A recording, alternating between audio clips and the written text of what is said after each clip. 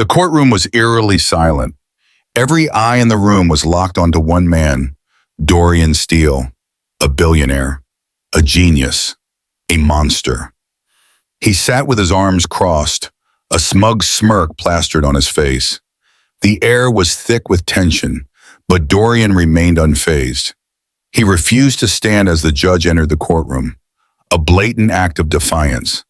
At the front of the room, Judge Naomi Sinclair took her seat at the bench. Young, brilliant, and the first Black woman to hold this position in Fairview Superior Court, she radiated authority. Her sharp eyes settled on Dorian, her expression unreadable. "Mr. Steele," she said, her voice calm but unwavering, "in my courtroom, everyone stands when the judge enters." Dorian scoffed loudly, leaning back in his chair. "Not today," he muttered. "Not for you." Gas rippled through the room. Even the seasoned security officers shifted uncomfortably. The lawyers exchanged uneasy glances.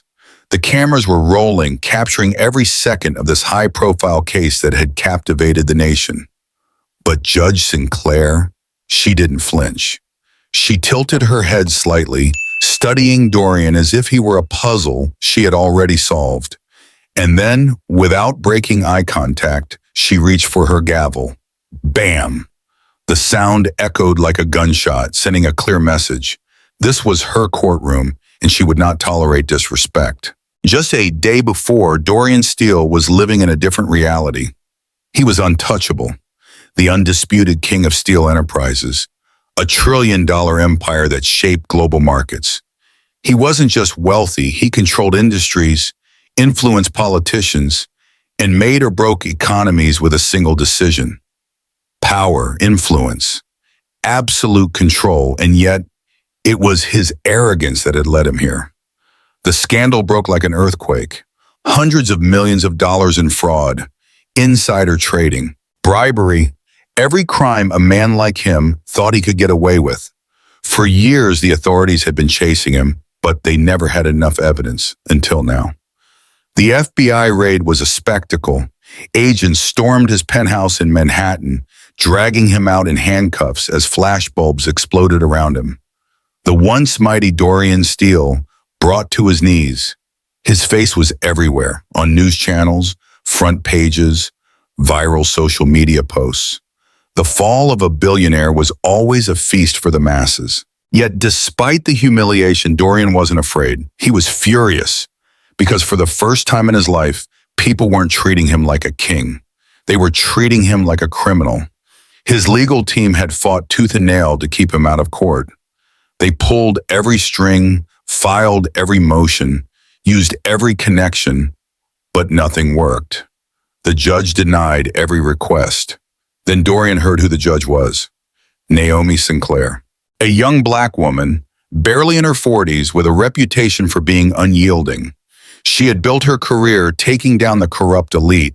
She wasn't just any judge, she was the best judge in the state. His lawyer had warned him, "She's sharp, she's fair, and she hates corruption. She's not going to play games with you, Dorian." But Dorian Steele had laughed. "A Black woman? Sitting in judgment over me? You've got to be kidding me," he had sneered in his lawyer's office. He saw it as a joke. He thought no woman, especially someone like her, could ever bring him down. And yet, here he was, sitting in her courtroom, refusing to stand. He thought he was making a statement.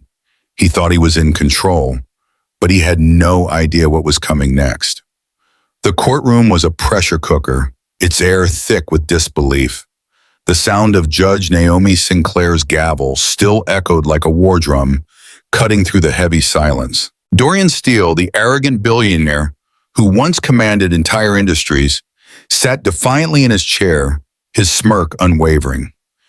He believed he had won, believed he had put Judge Sinclair in her place by refusing to stand. But he didn't know Naomi Sinclair. She leaned forward, her hands resting on the bench, her sharp gaze locked onto him like a predator assessing its prey. Her voice was dangerously calm. "Mr. Steele," she said, each word deliberate, "you seem to be under the impression that this courtroom belongs to you. That the rules do not apply to you. That I do not apply to you. Dorian let out a low chuckle, shaking his head. That's one way to put it. Judge Sinclair tilted her head ever so slightly, a small, knowing smile curving her lips. Bailiff, a uniformed officer stepped forward. Yes, Your Honor. She didn't break eye contact with Dorian. Remove Mr. Steele from my courtroom. The smirk on Dorian's face vanished. What? His voice was sharp, incredulous. You heard me, she said, her tone unwavering. Remove him. He can watch the proceedings from a holding cell. Gasps rippled through the courtroom. The mighty Dorian Steele, billionaire mogul, being thrown out like a common criminal. His defense attorneys jumped to their feet, their voices overlapping. Your Honor, this is completely unnecessary. You can't do that. Dorian's voice rose above them all, his composure shattering. This is ridiculous. You don't have the authority. Judge Sinclair ignored them all. Mr. Steele has made it clear that he does not respect this court, she stated firmly. He will be held in contempt and removed until he is ready to behave like an adult. The bailiffs approached, their hands at the ready. Dorian tensed, his jaw clenched. You touch me, and I'll sue you for... The first officer grabbed his arm, and Dorian lost it. His chair scraped violently against the floor as he lunged, yanking his arm free. Gasps filled the air as he whirled toward the approaching officers, his face red with rage.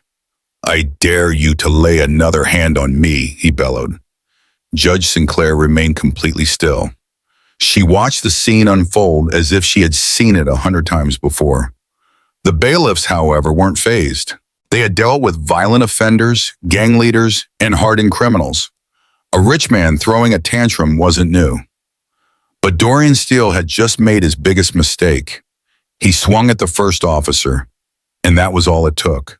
The courtroom erupted into chaos. The bailiffs moved like trained fighters. One grabbed Dorian's arm and twisted it behind his back. The other forced him forward over the desk, pinning him down. Papers went flying. His expensive watch clattered onto the floor. Get off me, he roared, struggling wildly. His tailored suit crumpled, his hair disheveled. Do you know who I am? The entire courtroom watched in stunned silence. A few reporters furiously scribbled into their notepads. Cameras flashed, capturing the moment that would soon go viral. The mighty Dorian Steele, trillionaire, Wall Street king, dragged out of the courtroom like a common criminal. Judge Sinclair sat back in her chair, completely unfazed. She didn't say a word as they took him away. She didn't have to. The heavy doors slammed shut behind him, silencing his furious shouting. The judge turned back to the stunned audience. Shall we proceed? She asked, her voice steady. The tension in the room was suffocating. No one had ever done this to Dorian Steele, and this was only the beginning. 2 hours later, Dorian sat in a cold gray holding cell, his hands clenched into fists. His expensive suit was wrinkled, his perfectly styled hair now a mess. His attorneys had rushed in immediately after his removal, their faces pale with panic. Dorian, one of them hissed, pacing the small space. What the hell was that? Dorian scoffed, his arrogance unshaken. That was me refusing to bow to a nobody. The lead attorney, Jonathan Reeves, ran a hand through his graying hair, exhaling sharply. You just made a huge mistake. Dorian rolled his eyes. Oh, please. She's trying to make the statement. Let her have her little moment. I'll be back in that courtroom before lunch. But Reeves didn't look convinced. He hesitated, then lowered his voice. Dorian, she held you in contempt of court. She can keep you here for as long as she wants. The billionaire's expression darkened. How long are we talking? Days, weeks. Dorian shot up from the bench. No way. Call my people. We're not playing her game. Reeves hesitated. Then with a sigh, he pulled out his phone and dialed a number. A few moments later, he froze, his eyes widening. He slowly lowered the phone, shaking his head. They cut off your privileges. Dorian's blood ran cold. What? The judge isn't allowing you to make any calls. The billionaire's jaw clenched so tight his teeth nearly cracked. That witch. Reeves sighed, his voice urgent. Dorian, listen to me. This woman isn't like the others. She doesn't care about your money. She doesn't fear you. If you don't play this smart... But Dorian wasn't listening. His breathing was heavy, his hands clenched. This wasn't how it was supposed to go. He never lost. He didn't lose. And yet, he just did. At that moment, the door to the holding cell swung open. A uniformed officer stepped in. Judge Sinclair is ready to see you again. Dorian straightened, forcing a smirk onto his face. Fine, if she wanted to play games, he would play, but he wouldn't lose. Not to her. With a smirk, he adjusted his suit and stepped forward. Let's see what she's got. Dorian Steele's expensive watch clattered onto the floor, the last symbol of his wealth slipping away as he was pinned over the desk, his arm twisted behind his back. The courtroom sat in stunned silence. Get off me, he roared, struggling wildly, his perfectly tailored suit crumpling with every frantic movement. His face burned with humiliation as he snarled, Do you know who I am? The cameras clicked furiously, capturing every moment of the spectacle. The mighty Dorian Steele, the king of finance, the architect of billion-dollar deals, was being dragged out of the courtroom like a common criminal. Judge Naomi Sinclair leaned back in her chair, completely unfazed. She didn't have to say a word. Dorian's furious shouts echoed down the hall as the courtroom doors slammed shut behind him. The silence that followed was heavy, suffocating. The world had just witnessed something unprecedented. Judge Sinclair turned her gaze back to the courtroom. Shall we proceed? She asked calmly. The trial continued, but Dorian Steele's battle had only just begun. 2 hours earlier, Dorian sat in his private holding cell, his back pressed against the cold metal bench. This was supposed to be another legal circus, a formality he could swat away like an insect. His attorneys had assured him, the government just wants to make an example out of you. They won't win. Dorian had smirked over his imported coffee, completely at ease. They never did. He had survived lawsuits, investigations, corporate wars, all just part of the game, because money solved everything. But this time was different. This wasn't just about fines or settlements. This was about prison. They had everything on him. Fraud, money laundering, insider trading. And worse, the judge assigned to his case was Naomi Sinclair, a black woman in her 40s, known for tearing apart corrupt businessmen like him. He had laughed when he first heard her name. She's going to love me, he had joked to his lawyers. Maybe I'll make her an offer after this is over. She can come work for me. But his attorneys had looked nervous. Dorian, don't underestimate her. He had ignored them. And now he was sitting in a holding cell, dragged out of a courtroom like a fool, humiliated in front of the world.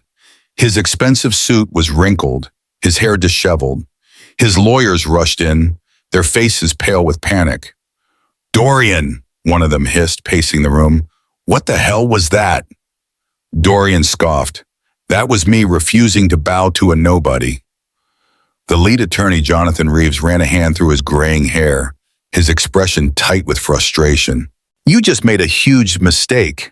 Dorian rolled his eyes. Oh, please, she's just trying to make a statement. Let her have her little moment. I'll be back in that courtroom before lunch. But Reeves didn't look convinced. Dorian, she held you in contempt. She can keep you here as long as she wants. Dorian's arrogance flickered, just for a second, his voice hardened. How long are we talking? Reeves hesitated. Days, weeks. Dorian shot up from the bench. No way. Call my people. We're not playing her game. Reeves hesitated again. Then with a sigh, he pulled out his phone and dialed a number. A few moments later, he froze, his eyes widening. He slowly lowered the phone. Then he shook his head. They cut off your privileges. Dorian's blood ran cold. What? The judge isn't letting you make any calls. His fists clenched. That witch. Reeves sighed, his voice urgent. Dorian, listen to me. This woman isn't like the others. She doesn't care about your money. She doesn't fear you. If you don't play this smart—" But Dorian wasn't listening. His breathing was heavy, his hands shaking. This wasn't how it was supposed to go. He never lost. He didn't lose. And yet, he just did. At that moment, the door to the holding cell swung open. A uniformed officer stepped in. "Judge Sinclair is ready to see you again." Dorian straightened, forcing a smirk onto his face. Fine. If she wanted to play games, he would play. But he wouldn't lose. Not to her. With a smirk, he adjusted his suit and stepped forward. "Let's see what she's got." The courtroom doors swung open. Every eye turned toward Dorian. The camera zoomed in, capturing his return. The world had seen him dragged out in disgrace. Now they watched to see what he would do next. Dorian's smirk widened. "Let them watch." The bailiffs led him to his seat. His lawyer shot him a warning glance, silently pleading for him to behave. Judge Naomi Sinclair sat flipping through a file, completely unbothered. Like she hadn't just made a billionaire look like a fool in front of the world. Dorian hated that she wasn't even shaken by his presence. The bailiff stepped forward. "All rise." Dorian didn't move. For a second, the entire room froze. A ripple of murmurs moved through the spectators. His lawyers tensed. His smirk widened. Then, bam, the gavel slammed down. Judge Sinclair didn't even look up. "Mr. Steele," she said, her voice steady, "I don't believe you understand how this works." Dorian leaned back, crossing his arms. "Oh, I understand perfectly." The room was silent. Judge Sinclair finally met his gaze. "Good, then you'll understand this."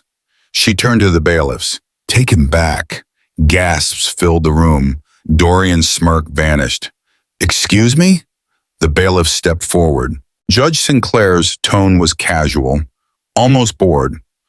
"Clearly, Mr. Steele isn't ready to follow the rules of this court. He'll remain in a holding cell until he learns some manners." Dorian shot up from his chair. "You can't, I can," she interrupted smoothly. "And I will." The courtroom erupted in chaos as the bailiffs forced Dorian Steele toward the doors. "You have no right," he bellowed, thrashing against their grip.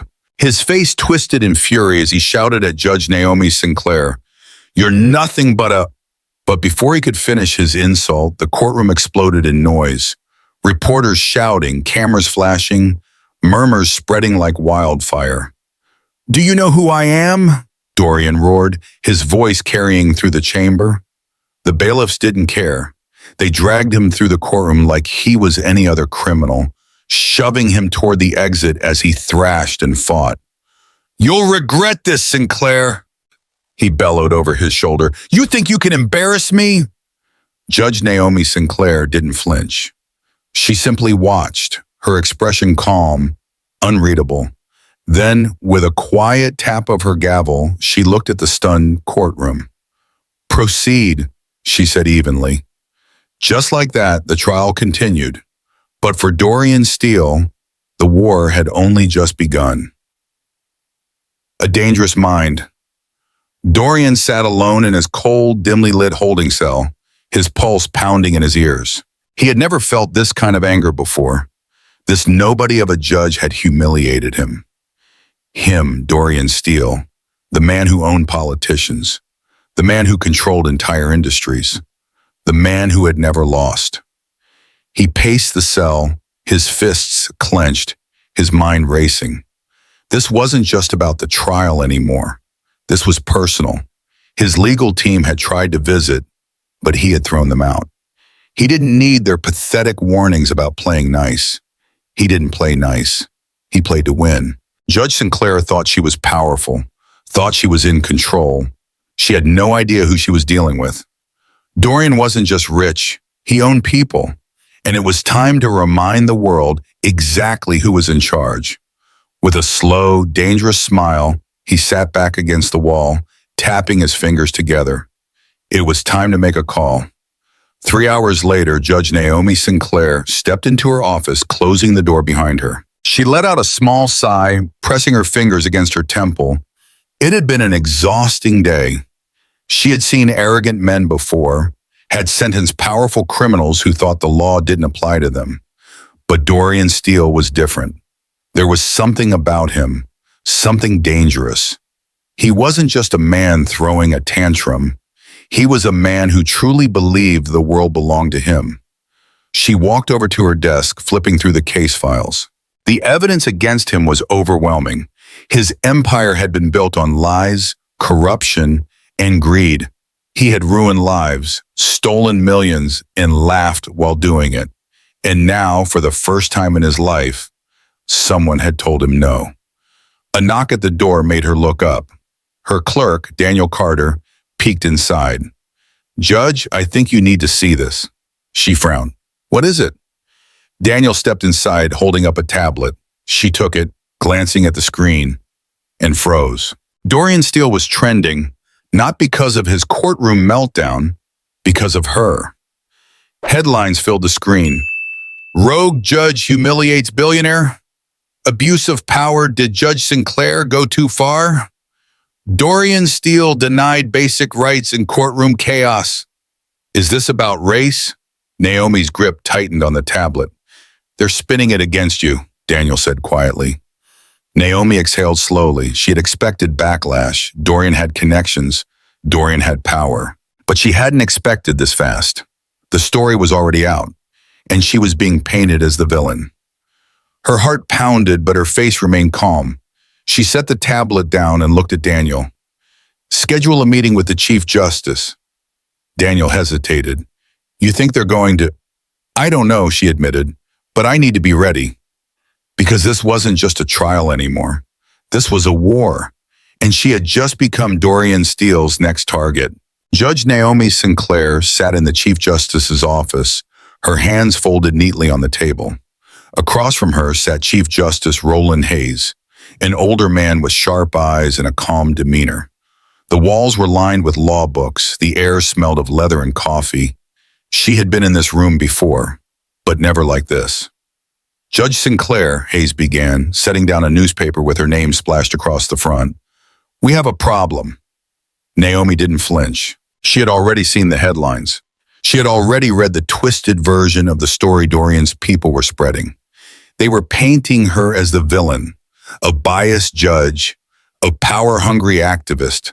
Some outlets were even hinting that she had racially targeted Dorian Steele. It was absurd. It was dangerous. She took a slow breath. "Sir, I followed the law," she said firmly. He refused to stand. He refused to respect the court. Hayes held up a hand. "I don't disagree with your decision," he said, "but you need to understand something. Dorian Steele isn't just another defendant. He has power. He has influence. And right now, he's using every bit of it to turn this case into a public spectacle." Naomi's jaw tightened.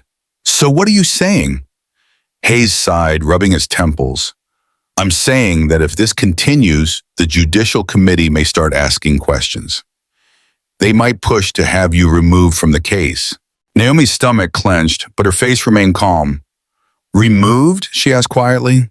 "That's what Dorian wanted. That was his game. He wasn't just fighting in court. He was fighting in the media. He was turning the world against her." Naomi met Hayes' gaze. "Are you telling me to step down?" Hayes shook his head. "Not yet. But you need to be careful. Do not give him any more ammunition." Naomi exhaled slowly. Understood. But inside, she was already planning her next move.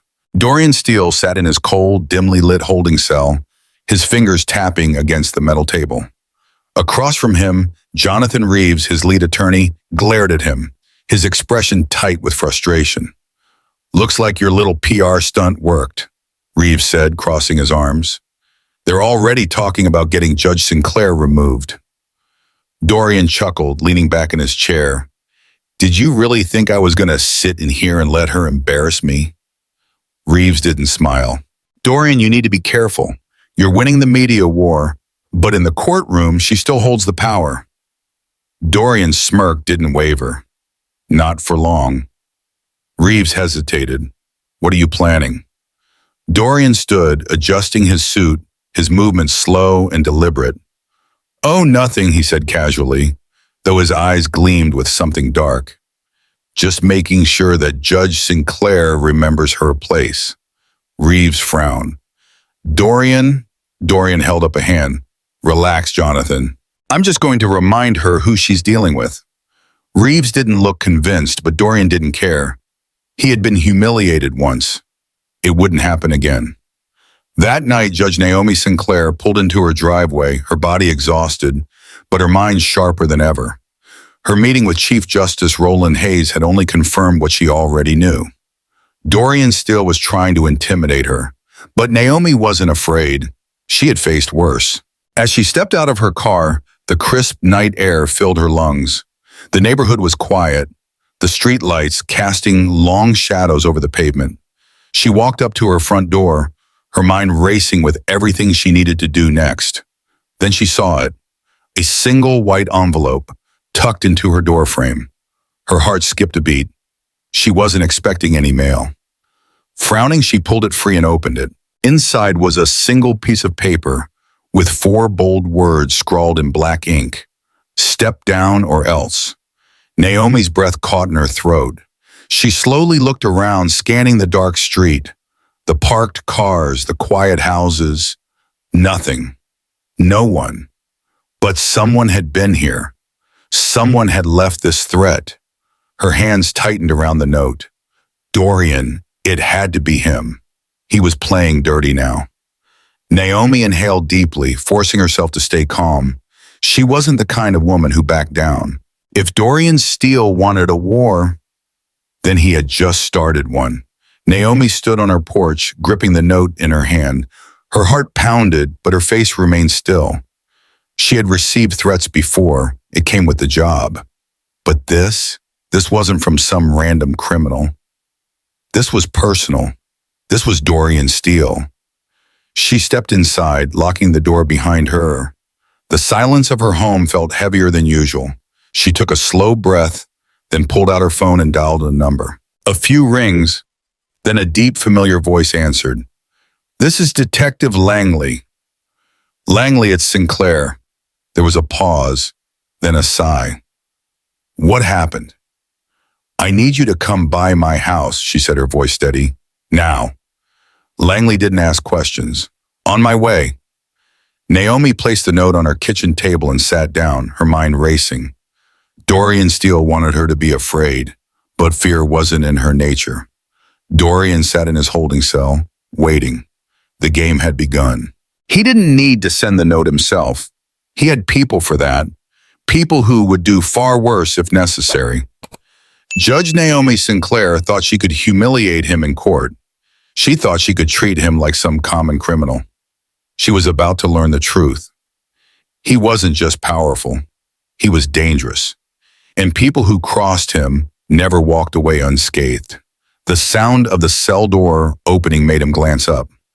Jonathan Reeves stepped inside, his face tight with concern. "Dorian," Reeves said carefully, "what the hell did you do?" Dorian smirked. "That's a broad question, Jonathan. You'll have to be more specific." Reeves threw a folder down onto the table. "This just came through from the prosecution's office." Dorian raised an eyebrow. "They're moving to revoke your bail." Dorian's smirk didn't falter. "Bail?" He chuckled. "I don't even have bail yet." "They were going to consider it," Reeves snapped. "Now, after your little performance in court and the media storm you kicked up, they want you locked up until trial."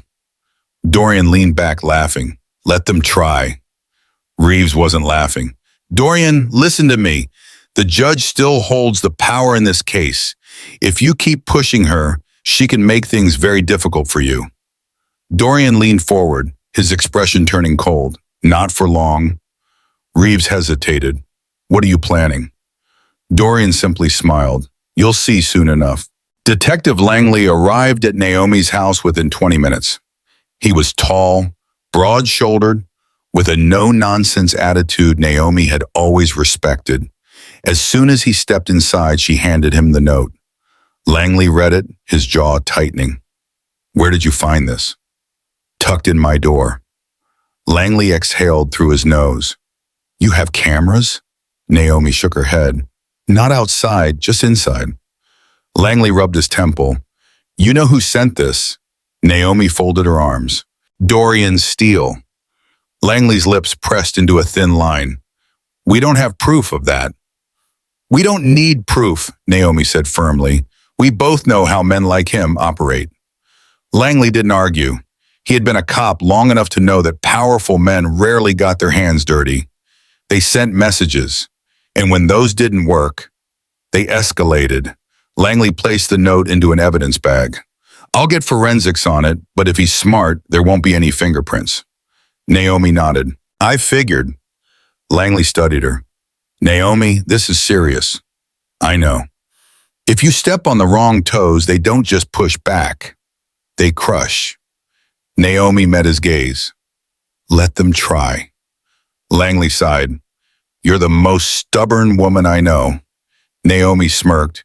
You say that like it's a bad thing. Judge Naomi Sinclair sat tall on the bench, her expression unreadable as she studied Dorian Steele.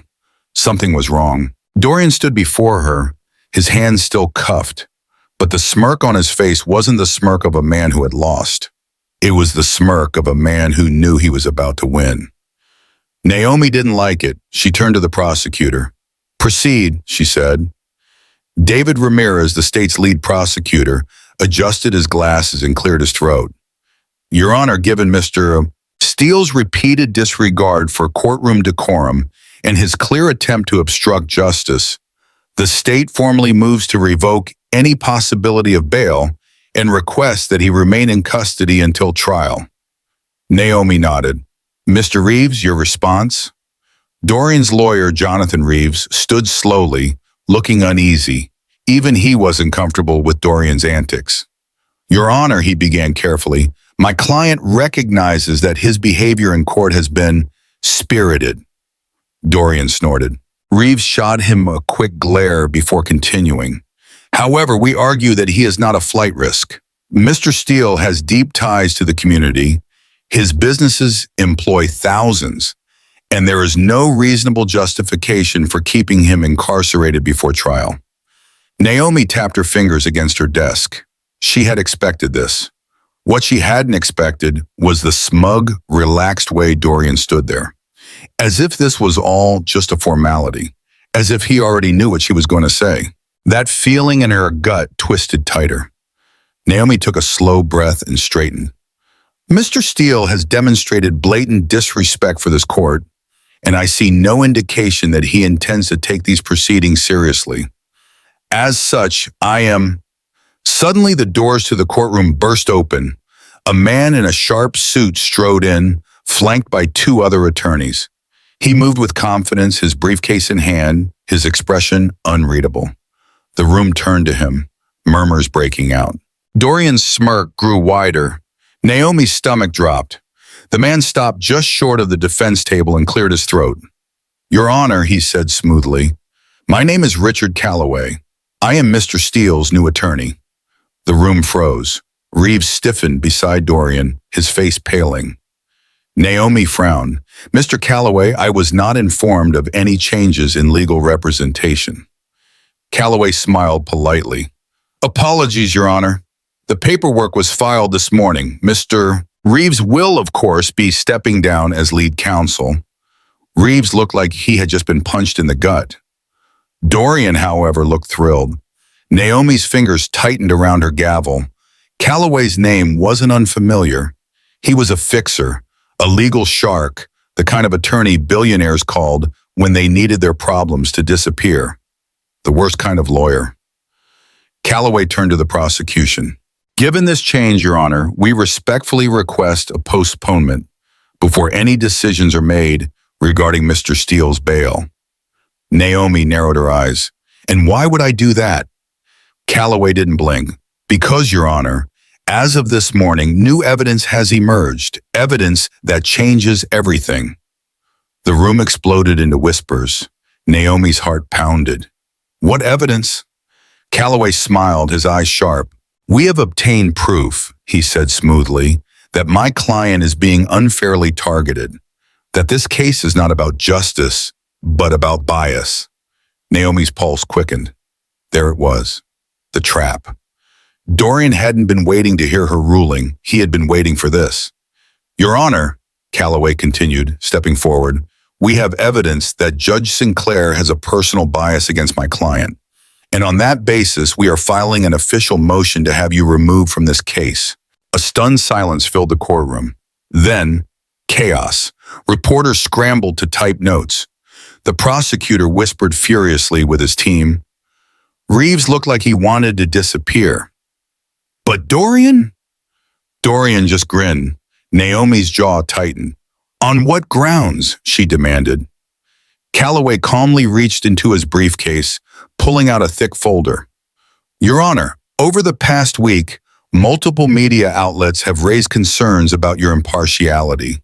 He flipped through the papers. We have collected statements, prior rulings, and social media commentary that suggests a clear pattern of bias against wealthy defendants, particularly men in positions of power.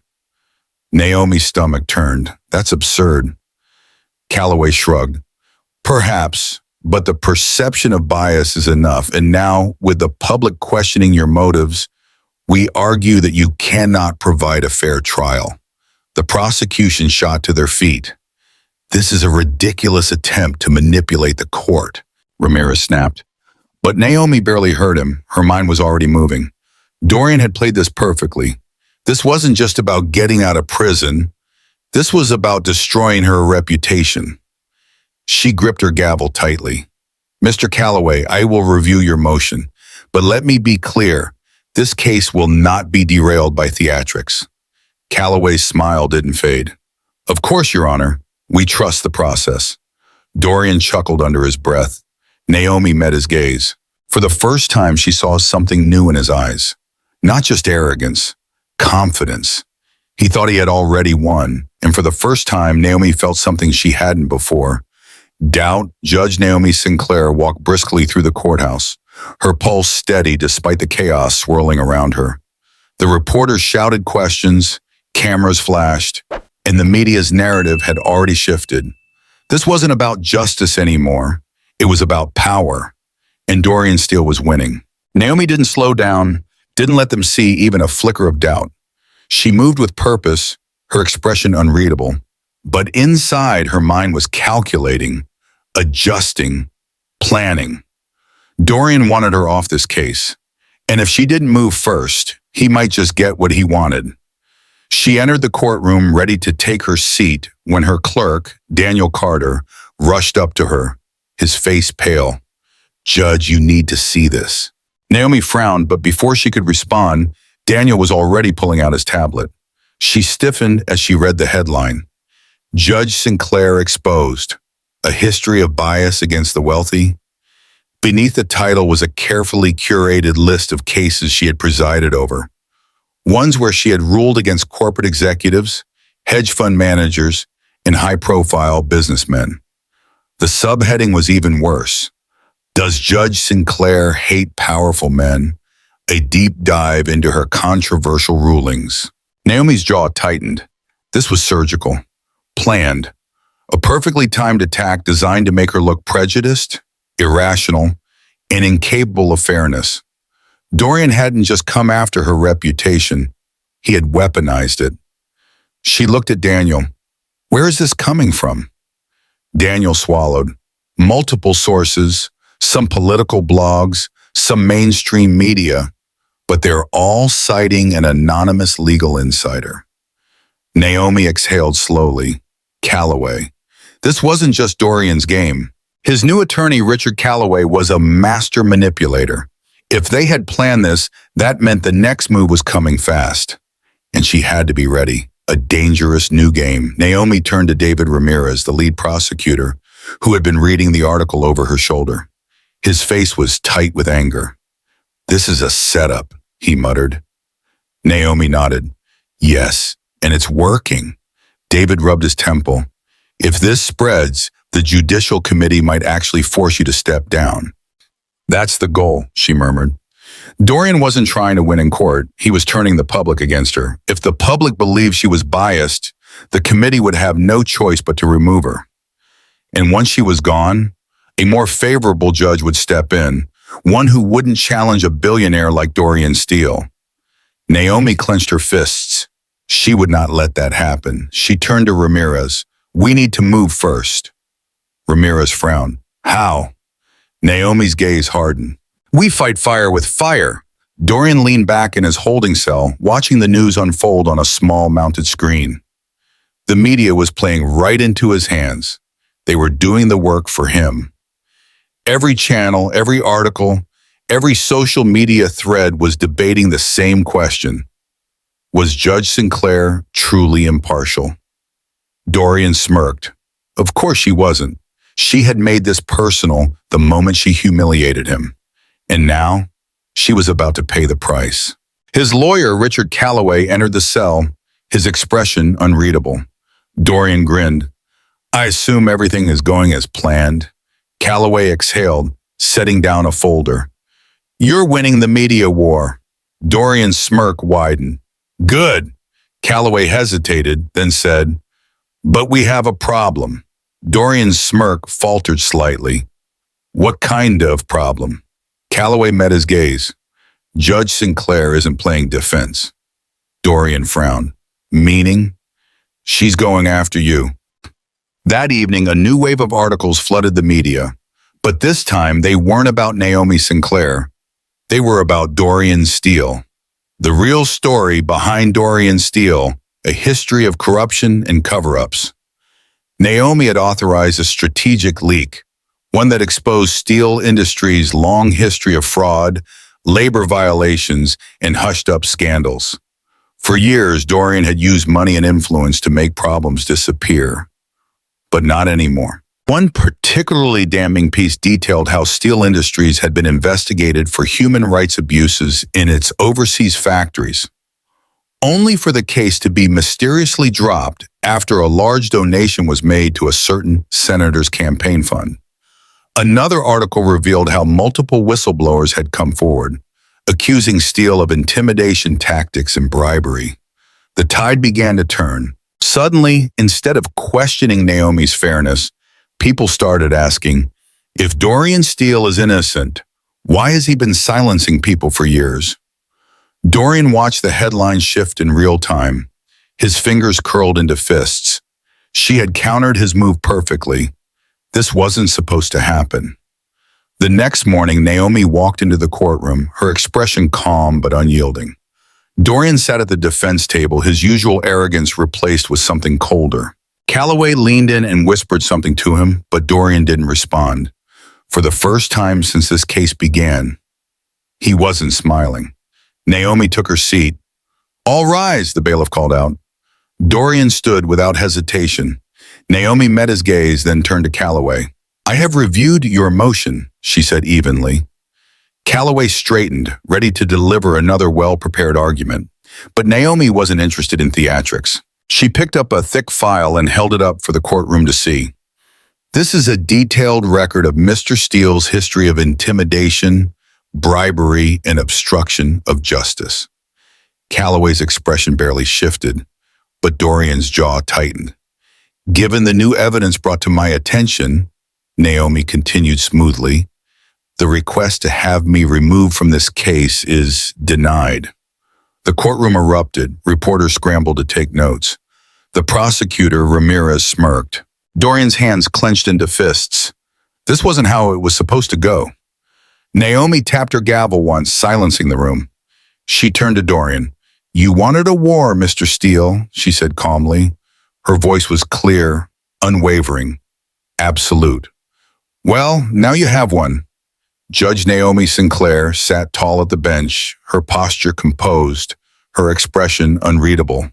The weight of the courtroom pressed around her, the tension thick enough to suffocate. Across from her, Dorian Steele leaned back in his chair, his arrogance palpable. His smirk hadn't wavered once, even as the prosecution laid out the damning case against him. But it wasn't just the legal battle she was fighting anymore. It was the war of perception. And Dorian was winning. The accusations against her had exploded overnight, filling news channels, social media, and political circles. Headlines screamed about her conflicts of interest, fabricated emails, and supposed financial ties to companies that had once been rivals of steel industries. All lies. But lies, when repeated enough times, became truth in the public eye. And that was exactly what Dorian wanted. Yet Naomi Sinclair wasn't backing down. The morning had begun with a tense meeting in Chief Justice Roland Hayes' office. He leaned forward, fingers laced together. "Naomi, I've been following the media storm. You're in serious trouble." Naomi didn't flinch. "I know." Hayes exhaled heavily. "I need you to understand something. This isn't just about the courtroom anymore. This is about your career, your reputation, even your safety." Her jaw tightened. "I won't let them push me out." "Naomi," Hayes said, voice edged with warning, "Dorian Steele doesn't lose. And when he's cornered, he destroys whoever stands in his way." She stood, gathering her papers. "Then it's a good thing I don't scare easy." Hayes sighed. "I'm not asking you to step down, but I am asking you to be smart." Naomi walked out of his office knowing one thing for certain. If she didn't act first, Dorian would crush her. Dorian sat in his holding cell, his fingers tapping an impatient rhythm on the table. Everything was falling into place. The media was spinning against Sinclair. Doubt was growing in the public's mind. The Judiciary Committee was being pressured to remove her. And soon she'd either step down voluntarily or be forced out. Calloway, his lawyer, sat across from him, flipping through documents. "The judicial panel is reviewing the motion. If they move quickly, she could be off the case by the end of the week." Dorian smirked. "Good." Calloway hesitated. "Brandon," Dorian's eyes darkened. "Don't call me that." Calloway exhaled. "Dorian, you've already won the public war. Why do you need more?" Dorian's smirk widened. "Because I don't just want her off this case." His eyes gleamed. "I want to watch her break." Calloway frowned. "What bite are you planning?" Dorian leaned forward, voice calm but lethal. "I want a personal meeting with Judge Sinclair." Calloway stiffened. "That's not a good idea." Dorian's grin was sharp. "It's the perfect idea." Naomi stepped into the courtroom, her resolve hardening. The reporters swarmed, cameras flashing, but she ignored them. Inside, Dorian was already seated, his smirk waiting for her. She took her place at the bench, letting the weight of the moment settle around her. "Mr. Steele," she said, voice mold, "are you ready to proceed?" Dorian stood, slow and deliberate, his hands resting on the table. "I'm always ready, Your Honor." The mocking tone in his voice sent a flicker of anger through her, but she didn't show it. "Then let's begin." The prosecutor, David Ramirez, stood next. "Your Honor, as we've argued before, Mr. Steele is a flight risk. His wealth, international connections, and history of obstruction make it dangerous to release him before trial." Dorian chuckled under his breath, shaking his head as if the idea amused him. Naomi's gaze hardened. "Mr. Steele," she said evenly, "you may continue to smirk, but let me make one thing very clear. If you disrupt these proceedings again, I will have you removed from this courtroom." Dorian's smirk never faltered. "I'm not afraid of you." Naomi leaned forward slightly. "You should be." The words sent a ripple through the room. Dorian's eyes narrowed. For the first time, he looked genuinely intrigued. The court session continued, but the real battle was happening behind the scenes. Hours later, Naomi had just finished reviewing motions in her chambers when a knock at the door made her glance up. Daniel, her clerk, stepped inside, pale. "Judge," he whispered urgently, "we have a problem." Naomi frowned. "What is it?" Daniel handed her his tablet. Naomi's stomach dropped. "New evidence suggests Judge Sinclair has hidden conflicts of interest." Her hands tightened around the device. The article claimed she had financial ties to companies that had competed with steel industries. That emails had surfaced, supposedly proving a personal vendetta. All lies, but lies didn't need to be true. They just needed to be loud. Daniel's voice was tight. "Cole's legal team leaked it. They're claiming you have personal reasons to see him convicted." Naomi inhaled sharply. Dorian had made his next move. And now the entire case was in jeopardy. She looked up, her jaw clenched. Fine, she turned to Daniel. Set up a meeting. Daniel hesitated. With who? Naomi's gaze was like steel. With Dorian Steele. Dorian was waiting for her. Naomi entered the private meeting room, the guards closing the door behind her. Dorian sat, hands folded neatly, that infuriating smirk still on his lips. You wanted to see me, Mr. Steele? Naomi asked coolly, lowering herself into the chair opposite him. Dorian leaned forward, eyes shining with amusement. I just wanted to look you in the eye, he murmured, and see how much fight you have left. Naomi didn't blink. More than you'll ever be able to break. Dorian chuckled. We'll see. Naomi tilted her head, watching him. Then she smiled, a small, knowing smile. Dorian's smirk flickered. For the first time, he didn't like what he saw. You think you're winning, she said softly. But you don't even realize it yet, do you? Dorian frowned. Realize what? Naomi leaned forward. You're not the hunter in this story, Mr. Steele. Her voice dropped to a whisper. You're the prey. And for the first time, Dorian Steele felt a sliver of doubt. Judge Naomi Sinclair sat in her office, gripping the document in her hands. The weight of it felt like a stone in her chest. The motion to remove her from the case had taken a dangerous turn. They had evidence, or at least they claimed they did. Emails, documents, and most damning of all, an anonymous source alleging she had personal and financial ties to individuals harmed by Steele Industries. Naomi knew it was fabricated, a carefully orchestrated attack designed to discredit her, just as Dorian Steele had done with so many others before her. And the worst part? It was working. She could already hear the whispers spreading like wildfire through the courthouse. The staff who once looked at her with respect now glanced her way with uncertainty. The media had latched onto the narrative of bias, feeding the public the lie that she had a personal vendetta. They weren't just trying to win in court. They were trying to break her. The night before, Naomi had received a phone call that made her blood run cold. Judge Sinclair, we've received an anonymous tip. There's a credible threat to your safety. Her fingers tightened around the phone. What kind of threat? The voice on the other end hesitated before responding. We can't confirm all the details yet, but someone close to Steele is involved.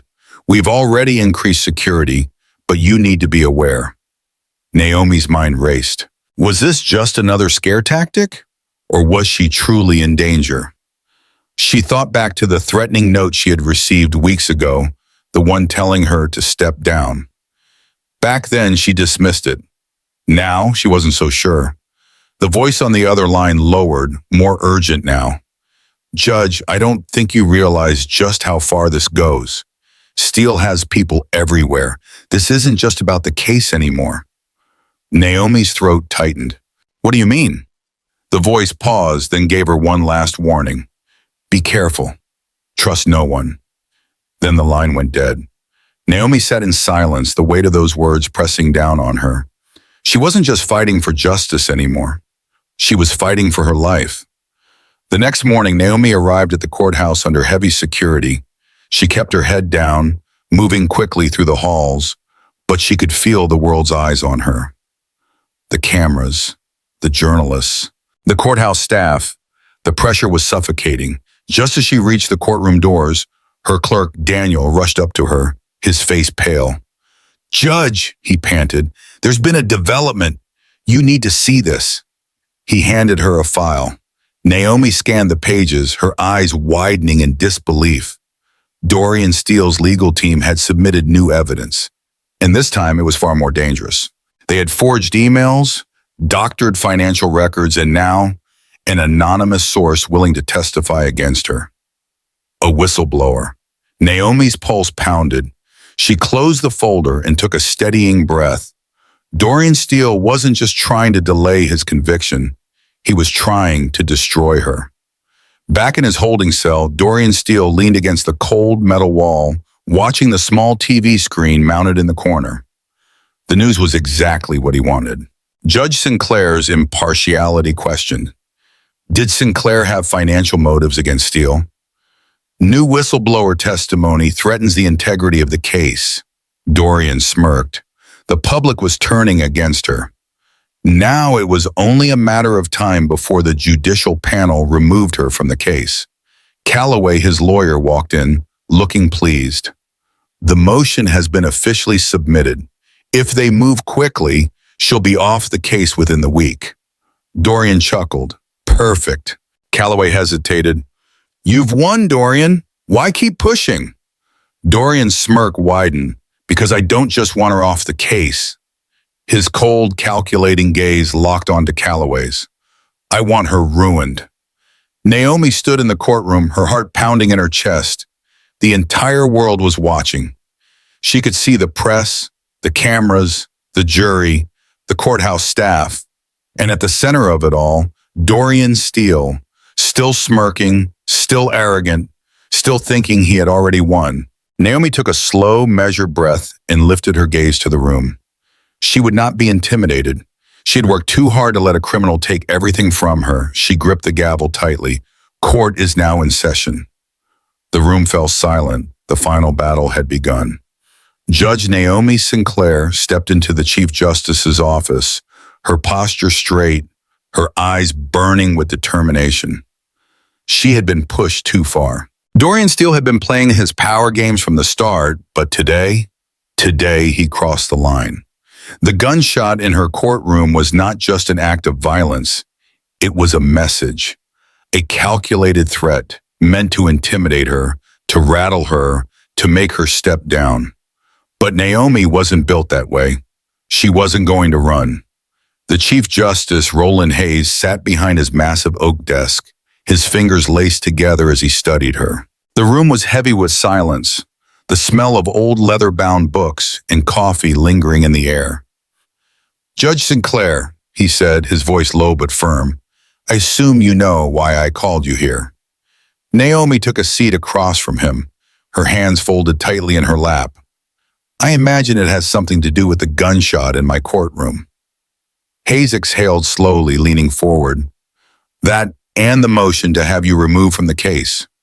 Her jaw tightened. She had expected this. I'm not stepping down. Hayes studied her carefully. Naomi, you're a brilliant judge, but this case has gone beyond the law. This is politics now. Public opinion is shifting. Steele's legal team has manufactured scandals against you, and now they've escalated to violence. I know, she said evenly, and I'm not backing down. Hayes sighed. You don't understand. If you stay on this case, you're a liability. The judicial panel is under pressure to review the motion. If they rule against you, then we let them rule. Naomi's voice was steady. But I will not be bullied into stepping aside. Hayes rubbed his temples. And if the next bullet isn't just a warning? Naomi met his gaze without flinching. Then they'll have to do better than that. Back in his holding cell, Dorian Steele watched the news on the small television mounted in the corner. The narrative was working in his favor. Gunfire erupts in Judge Sinclair's courtroom. Was she the real target? Steele's trial thrown into chaos. Should the judge recuse herself? Sinclair's past under scrutiny. Does she have a vendetta? Dorian chuckled to himself. They were eating it up. Calloway, his lawyer, sat across from him, flipping through papers. He didn't share Steele's amusement. You're playing with fire, Dorian. Steele smirked. That's the only way to win. Calloway set the papers down, his expression serious. The Chief Justice has scheduled a meeting to discuss removing Sinclair from the case. Dorian's smirk widened. Good. Calloway hesitated, but she isn't backing down. For the first time, Steele's amusement faded. What do you mean? Calloway leaned forward. She met with Chief Justice Hayes. She's not going to recuse herself voluntarily. She's digging in. Dorian's jaw clenched. She's more stubborn than I thought. Calloway's voice dropped. She's also smart.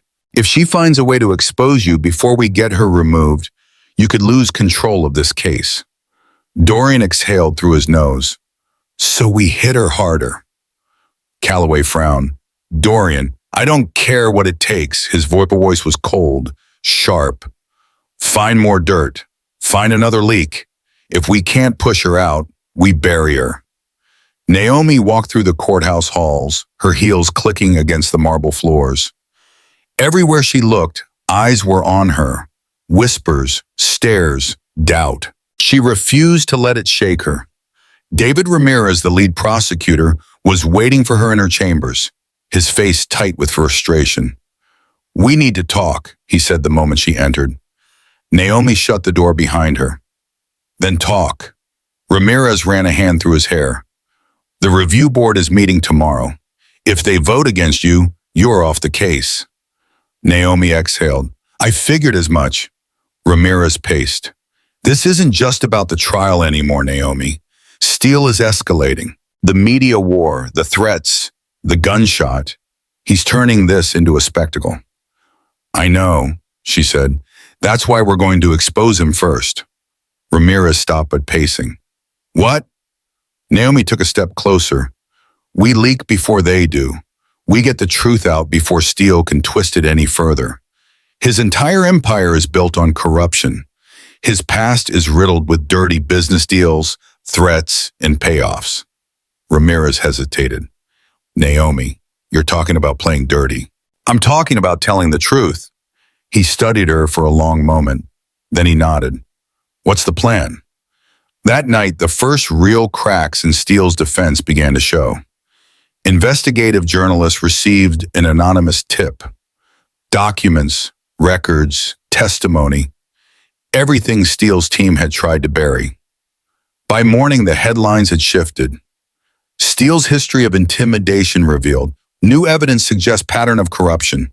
Billionaire's legal team accused of fabricating evidence to remove Judge. The man behind the curtain, how Steele has manipulated the system for years. Steele watched the news from his cell, his grip tightening around the chair. This wasn't supposed to happen. He turned to Calloway, his voice low and dangerous. "Fix it." Calloway's expression was unreadable. "This time, I don't think we can." Naomi walked into the courthouse the next morning, her head held high. The press was waiting. She ignored them. As she stepped into the courtroom, her eyes locked onto Steele's. His confidence was cracking. He had controlled the narrative for too long.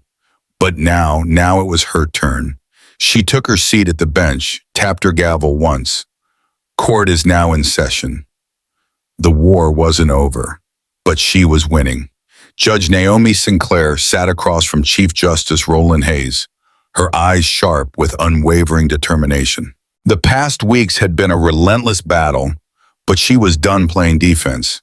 It was time to take control. Hayes studied her carefully. His office was dimly lit, the weight of the conversation settling between them like an immovable force. "Are you sure about this, Naomi?" he asked, his voice measured. "The pressure is immense.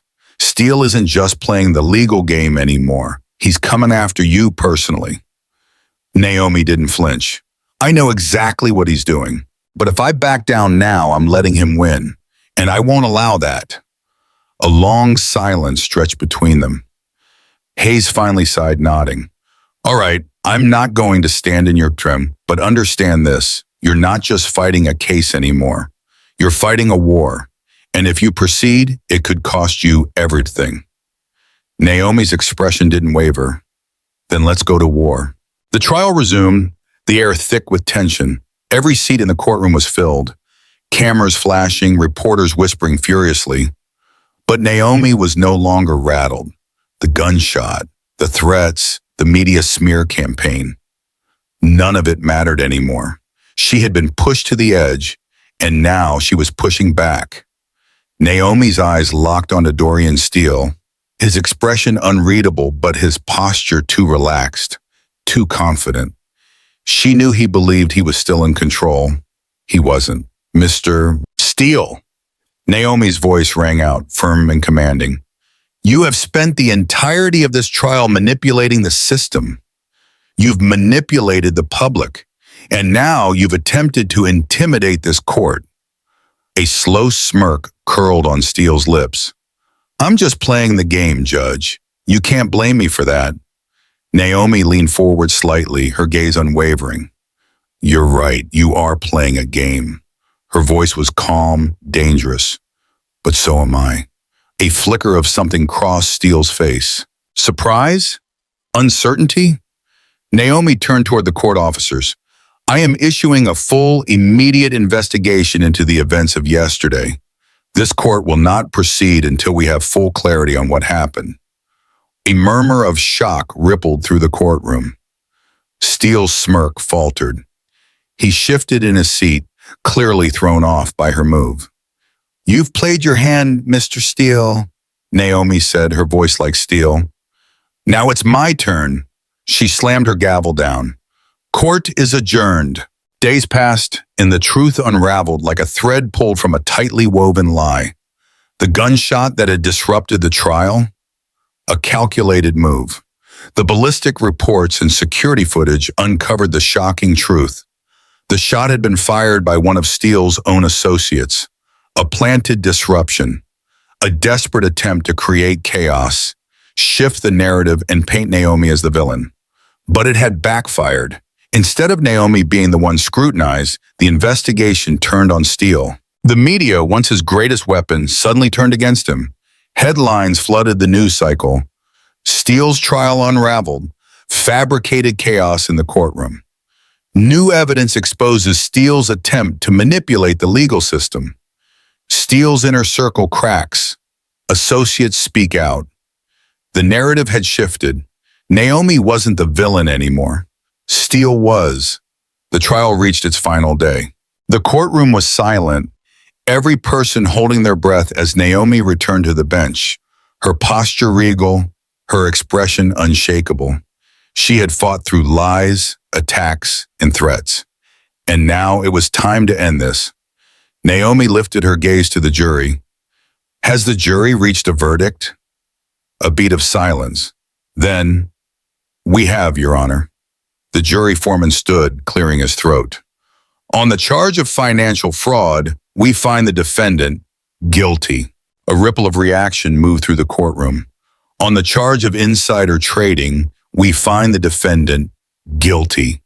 Steele's jaw tightened. The smug arrogance he had clung to for so long is slipping away. On the charge of bribery and obstruction of justice, we find the defendant guilty. Boom. Steele's empire collapsed in real time. The whispers turned to gasps. The journalists scribbled furiously. Naomi let the words settle. Then she turned to Steele. For too long you have manipulated the system, she said, her voice unwavering. You believed yourself to be above the law. Today you learn that you are not. Steele said nothing. His once invincible presence now seemed small. Naomi picked up her gavel. With these verdicts, this court sentences you to 25 years in federal prison. Bam! The gavel came down. The courtroom erupted. Steele's fate was sealed. Outside the courthouse, Naomi stood before the sea of reporters. Microphones shoved toward her, cameras flashing. Judge Sinclair, how do you feel about today's verdict? Naomi met the crowd head-on, her voice strong, steady, unshaken. This verdict proves one thing, she said. No matter how much power, how much money, or how much influence someone has, justice will always win. She walked away, the cameras still flashing, the world watching. She had survived, she had won. And she had proven that even the most powerful billionaire couldn't control the system, not when justice was on the line. The story of Judge Naomi Sinclair and Dorian Steele is a powerful reminder that justice is not for sale and that no amount of wealth, influence, or manipulation can stand against the truth when people are willing to fight for it. Throughout the trial, Steele used every tool at his disposal, media manipulation, intimidation tactics, and even staged violence to bend the system in his favor. But in the end, his arrogance became his downfall. He underestimated the power of integrity and the resilience of someone who refused to be bullied.